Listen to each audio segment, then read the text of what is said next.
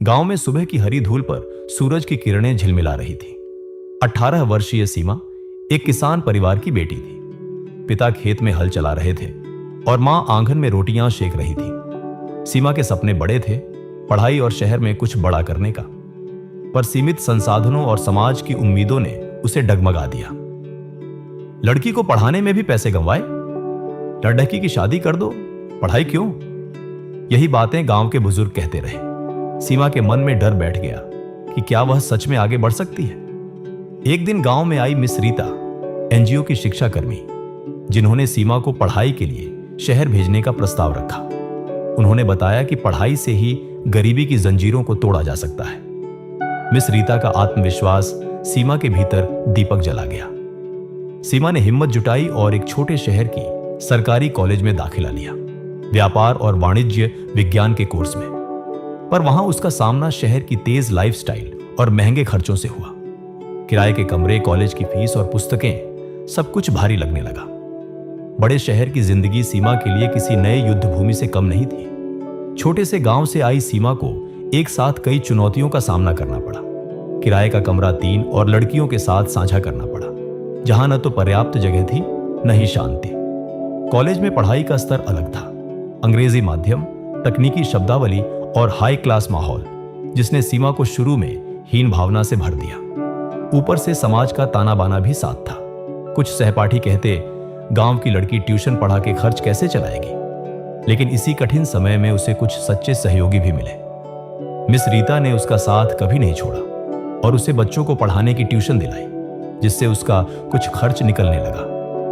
College में अनिल नाम के एक छात्र ने उसे लेखन और अंग्रेजी समझने में मदद की और उसकी ताकत बनने लगा। चुनौतियां थीं, लेकिन इन्हीं में से कुछ रिश्ते और अनुभव ऐसे बने जिन्होंने सीमा को टूटने नहीं दिया। समय बीतता गया। योजना बनी कि अगर कॉलेज की फीस और खर्च पूरे नहीं हुए तो उसे वापस गांव जाना पड़ेगा। एक दिन मन में खतरा आया, अगर वह फेल हो गई या पैसा नहीं जुटा पाई तो?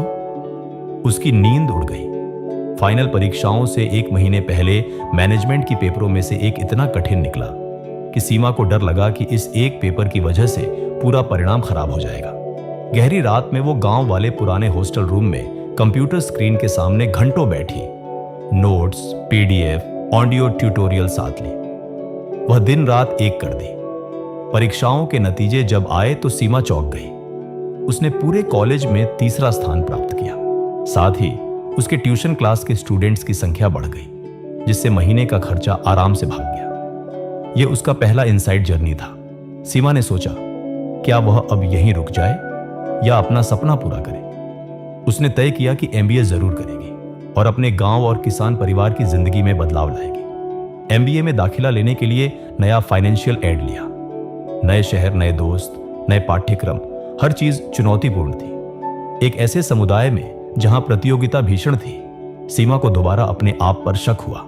लेकिन खेती से प्राप्त अर्थशास्त्र की समझ और जीवन के संघर्षों ने उसे मजबूत बनाया। उसने हर प्रोजेक्ट फुल इमोशन और मेहनत से पूरा किया। एमबीए पूरी हुई। पहली नौकरी एक कृषि स्टार्टअप में काम की। वहां उसकी जिम्मेदारी थी छोटे किसानों की उत्पादन विपणन योजना बनाना, वर्षा आधारित खेती योजना, बेहतर बीज, कॉन्ट्रैक्ट फार्मिंग पर उसकी दी सोच लागू हुई। साथ ही वह कॉलेज टाइम की ट्यूशन क्लास भी ऑनलाइन चलाने लगी और अपने गांव की लड़कियों को भी पढ़ाने लगी। सीमा अब उस लड़की की मां बन चुकी है जो कभी किसान की बेटी थी और शहर के कोने कोने में संघर्ष किया था। आज वह करोड़ों रुपये के कृषि प्रोजेक्ट चला रही है। लेकिन उसकी सबसे बड़ी उपलब्धि तो है सबसे छोटे किसान तक यह विश्वास पहुंचाना कि सीख, मेहनत और जिंदगी की कठिनाइयों में छुपा हर सबक उन्हें आगे बढ़ा सकता है। कभी हार मत मानो। जब तक तुम कोशिश करते रहोगे, तुम्हारी जिंदगी की कहानी आर्थिक स्तर पर खेती की सूखी धरती पर भी एक हरे भरे किसान के खेत की तरह खिल उठेगी।